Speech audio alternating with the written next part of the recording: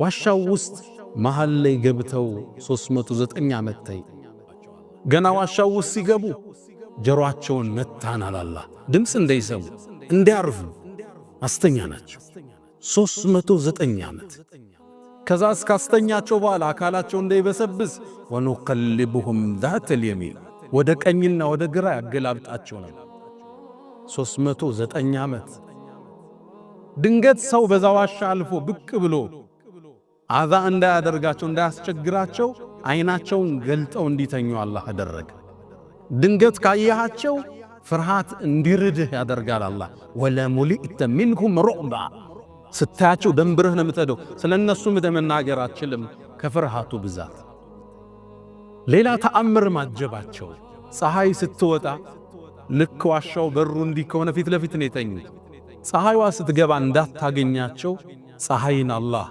ግዙፋን ፕላኔት ዛቢያዋን እንድትቀየር አዘዛለ ወተራ ይላል አላህ ትመለከታለህ ወተራ الشمس اذا طلعت ፀሐይ ስትወጣ ታያታለህ እነሱ ፀሐይዋ እንዳይገባባቸው ወደ ቀኝ ስትዘነበል ስትገባ ደግሞ ተቅሪዱሁም ذات الشمال ወደ ጎን አሁንም ትታጠፋለች ስትገባና ስትወጣ